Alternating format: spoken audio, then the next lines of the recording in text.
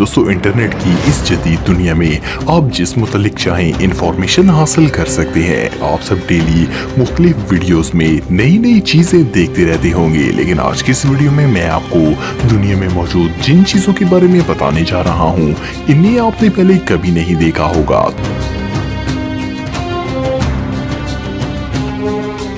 Number 4, flying spider. दोस्तों दुनिया में अनगिनत ऐसी इंसेक्ट्स हैं जो कि फ्लाई कर सकती हैं। ऑफ कोर्स इनके पर होते हैं जिनकी मदद से वो उड़ पाती हैं, लेकिन क्या हो अगर किसी क्रीचर के पर ना हो इसके बावजूद वो उड़ सके। ये जो स्पाइडर आप देख रहे हैं फर्स्ट ग्लास में ये बिल्कुल आम मकड़ी लगती है, लेकिन ये एक बहुत ही यूनिक तरीके से फ्लाई कर सकती है। इसके पर नहीं होते बल्कि ये उड़ने के लिए अपने जाले का इस्तेमाल करती है। ये मकड़ी अपने जाले को हवा में शूट करती है जिससे वो एक पैराशूट की तरह इसे अपने साथ हवा में उड़ाकर ले जाता है। आप बिलीव नहीं करेंगे पर ये मकड़ियाँ सिर्फ अपने वेब के सहारे 2 से 3 किलोमीटर लगातार उड़ सकती हैं। 2015 में ऑस्ट्रेलिया के एक शहर में इस तरह की लाखों मकड़ियाँ आ गई थी जिन्होंने हर तरफ जालों की थिक लेयर बना दी थी। इन मकड़ियों का ये फ्लाइंग मेथड रियली इनक्रेडिबल है।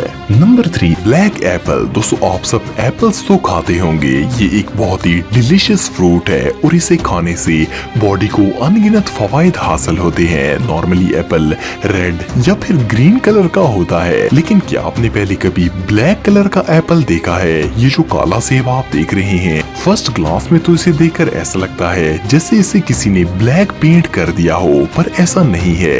ये नेचुरल ब्लैक कलर का होता है। पूरी दुनिया में ऐसे काले सेब सिर्फ चाइना के रीजन तिब्बत में उगते हैं। इन एप्पल्स का ये यूनिक कलर यहाँ की इन्वायरमेंट की वजह से ऐसा होता है। इस इलाके में दिन और रात का टेम्परेचर बहुत ही डिफरेंट होता है और यहाँ सूरज की अल्ट्रावायलेट लाइट्स डायरेक्ट पड़ती हैं, जिसकी वजह से ये सेब काले हो जाते हैं। ये ब्लैक एप्पल बहुत ही महंगे होते हैं। इसके अलावा यहाँ का माहौल ऐसा है कि एक सेब के दरख्त को ग्रो करने में 8 साल का वक्त लग जाता है। ये जगह वाकई में बहुत अनयूजुअल है।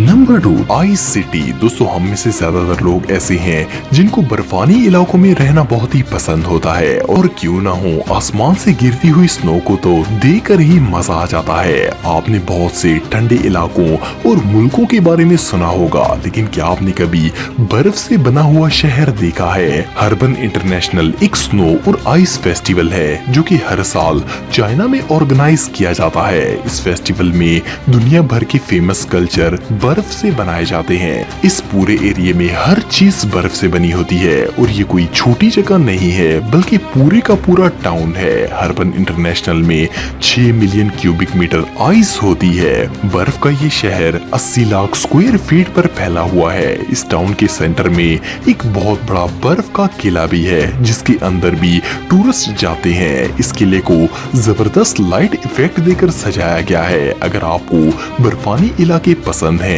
तो एक दफा तो आपको यहाँ जरूर जाना चाहिए।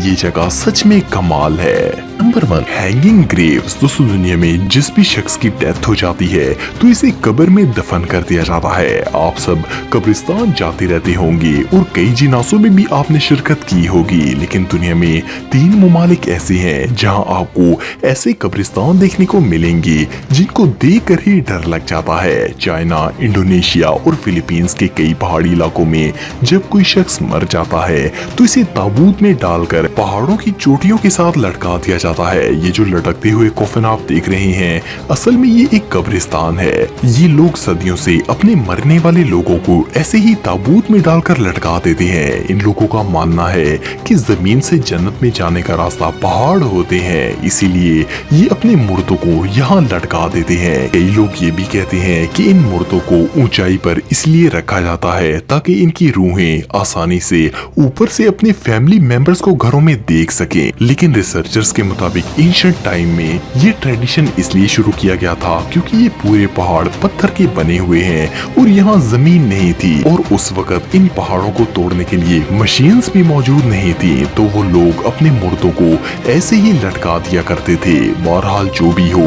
ये जगह सच में बहुत स्केरी है।